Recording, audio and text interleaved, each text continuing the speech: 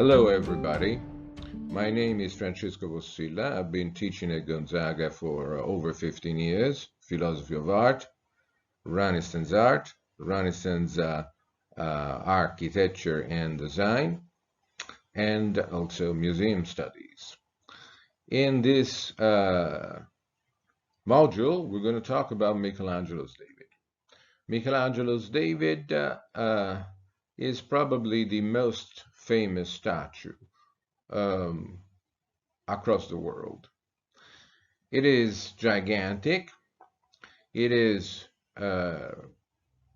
impressive for the nudity and the impression of vitality that Michelangelo conveyed to the image. The statue originally was destined to furnish the exterior of the Cathedral of Florence, but because of nudity, as we will see, it was transferred to the public square, Piazza della Signoria, where it stood for 500 years as a political symbol. In 1873, it was transferred again in the Galleria dell'Accademia, in the Museum dell'Accademia, to protect the statue from damage and contemporary pollution. So the David is to be admired both in the Accademia, as you will do in the next video, and in the Piazza della Signoria, because there is a very beautiful copy which allow us to talk about the original context of the David. One of the Bible stories most frequently depicted in the Renaissance was that of David, the young shepherd boy who won victory single-handed for Israel over the Philistines. The book of Samuel 1 tells us how David, a young kid, son of Jesse, equipped only with a sling and a batoon, but trusting in the power of God, took up the challenge of a duel with the gigantic soldier Goliath, the most terrible of the Philistine warriors. David defeated Goliath in single combat with his sling. And David became a symbol of liberation from violence and oppression for the Florentine Republic. So here we have Donatello's David, first commissioned for the exterior of the Cathedral of Florence, and then moved inside of the Parliament Hall of Palazzo Vecchio. The image was clear to contemporary beholders because there's the head of Goliath at the feet of David. So the head of Goliath is a way to identify the hero. We will see now why Michelangelo's David does not have the head of Goliath at his feet. And this is the area, the door of the mandorla, where Donatello's David and later Michelangelo's David were to be located. This is the largest nude statue since antiquity. Michelangelo departed from a traditional iconography of representing David with the head of Goliath at his feet, as Donatello and Verrocchio did before him. Also, he departed from the biblical text. There's no nudity described in the Bible. The statue of David, it is the image of a young man in his prime, standing proud and gazing at the enemy. in a moment before the battle, in a moment of tension, but also in a moment that is already telling us about his victory over Goliath. When we visit David in the Academia, we get too close to the gigantic statue. So the head appears too large for the shoulder's width, and the hands and feet look monkey-like. Those are optical corrections. In other words, Michelangelo designed his David in this manner for a completely different situation. We have to think of something like this. As a matter of fact, this is a poster of an exhibition I've organized with a colleague in 2010. We position a fiberglass copy of the David in the original location over one of the buttresses of the cathedral. In this way, we understand how the large head, the large hands and feet are optical correction for a statue that was to be admired looking up from below 35 meters off ground. Very few people know that Michelangelo's David was carved out of another statue of David designed by Agostino di Duccio between 1464 and 1466. Let me tell you what happened. We know that a statue of David was originally commissioned at the beginning of the 15th century as part of a number of statues of prophets to be positioned along the roofline of the Duomo. After Donatello's marble David had been moved to Palazzo Vecchio, a much larger David was commissioned to his pupil Agostino di Duccio in 1464. We have the contract to Agostino di Duccio. Agostino was to use a gigantic block of marble at Carrara Quarry, and he was to shape his colossal figure of David, possibly clothed and possibly including the head of Goliath, by using that humongous stone. The contract established that Agostino was to cut the block in 3 parts to easily move them, easily lift them, and easily assemble those 3 parts on top of the buttresses of the cathedral. However, Agostino had been influenced by Pliny's natural history description of the Laocoon as being carved out of a single block of marble, and he did not cut the block. The overseers of the Cathedral of Florence did not like that.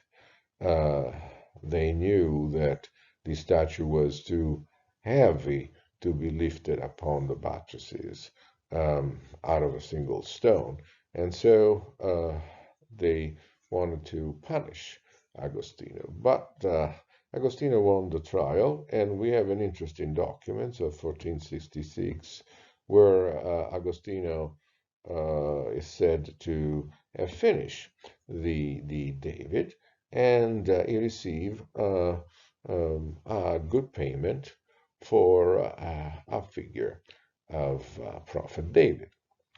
The overseers did not use the statue, and they abandoned the statue in the warehouse of the Duomo.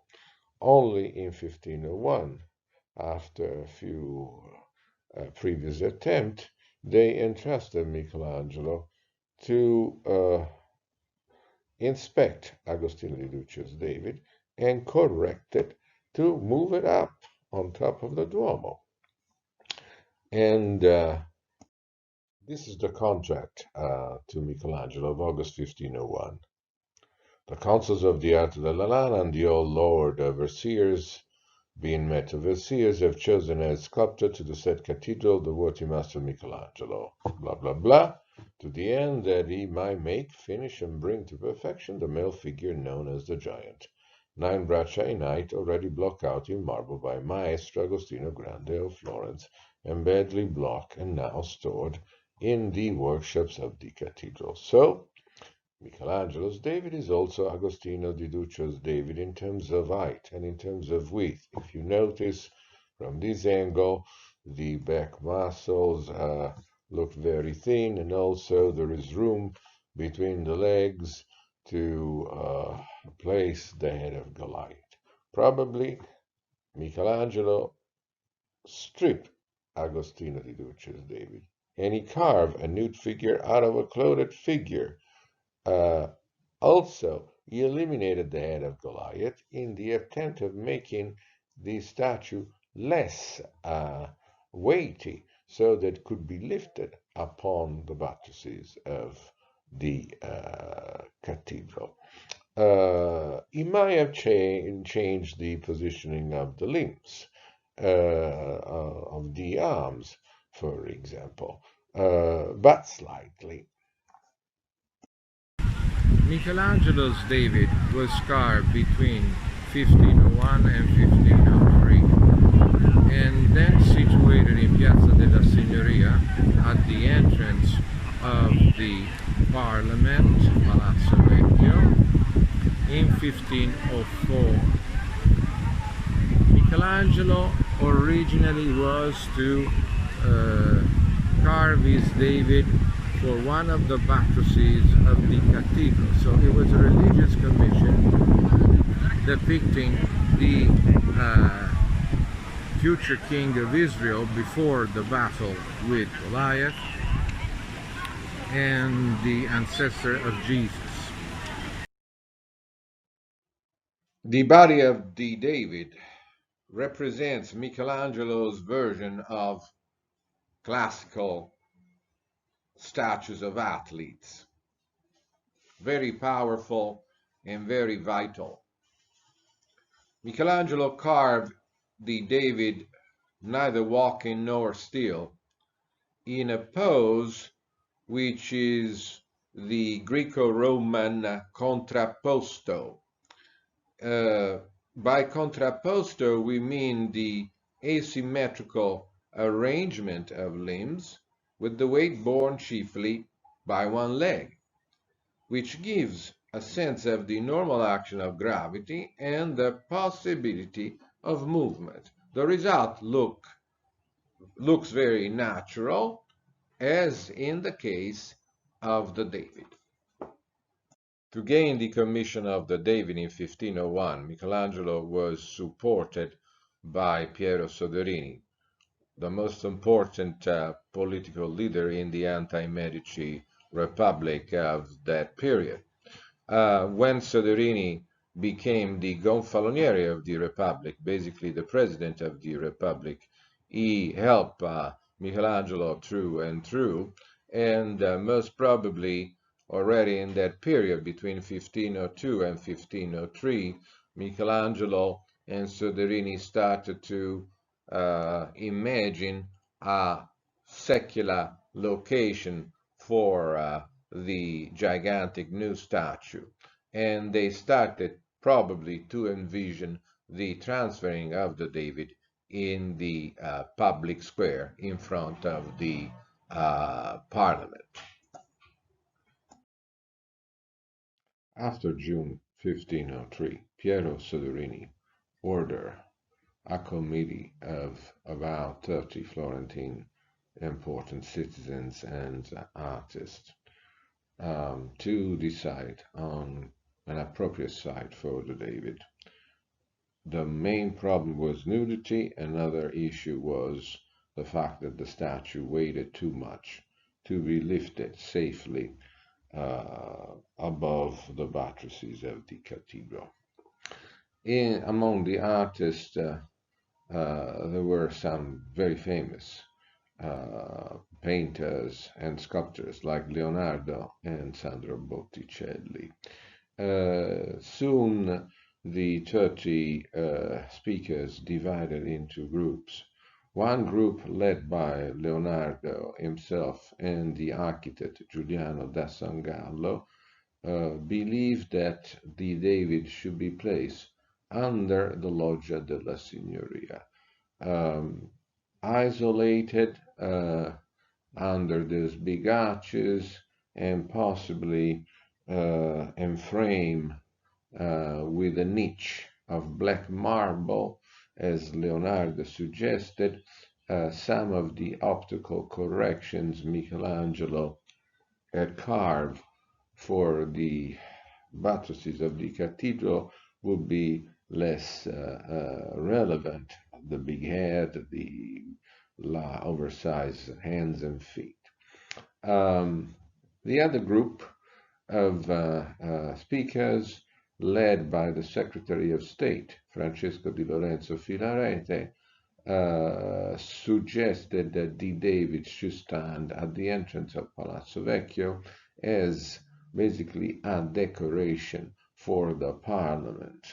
There was also another group guided by Sandro Botticelli, who insisted that the statue of David should be situated near the cathedral, possibly in the square between St. John the Baptist, the baptistry, and the facade of the cathedral, because that was the original destination of the David. But Botticelli himself was imagining the difficulty of placing the David, for example, in the interior of the cathedral for the nudity.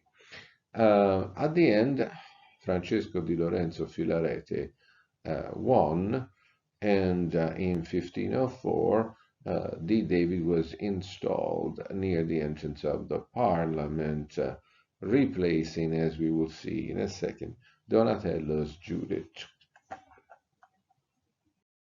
This is the original outlook of the Loggia della Signoria with no statues in the 15th century. It is a fresco by Domenico Ghirlandaio of 1485, and we also see Palazzo Vecchio to the left with no Judith. So this is important for us. It's a very important visual document. We have to imagine Michelangelo's David positioned under those arches. Donatello's Judith killed in Holofernes had been confiscated from Palazzo Medici in 1494 and located in front of Palazzo Vecchio in 1495 as a clear anti-Medici symbol. Filarete did not like the fact that a woman was depicted killing a man. He did not like the image from a chauvinistic point of view, and he did not like it as too violent for basically an icon of the Soderini's Republic. So this is the strong point in advocating the replacement of the Judith with the gigantic Michelangelo's David, who is more ideal and doesn't even show the head of Goliath. Thence it was a political decision by Piero Soderini, the president of the Florentine Republic, to use the David in front of the parliament in Piazza della Signoria as a guardian of Republican liberties. Soderini was an anti-Medici politician, and his republic was definitely against the Medici, and it had many enemies. Therefore, the new gigantic statue of a nude, classical-like hero worked perfectly as a political statement. So, by moving the statue in May 1504 from the area of the cathedral to the political site, Piazza della Signoria, the David was transformed into a political symbol. Therefore, to fully understand the David and to fully appreciate Michelangelo's decisions to carve the David in this outstanding fashion, we need to both visit the Piazza della Signoria and the Accademia.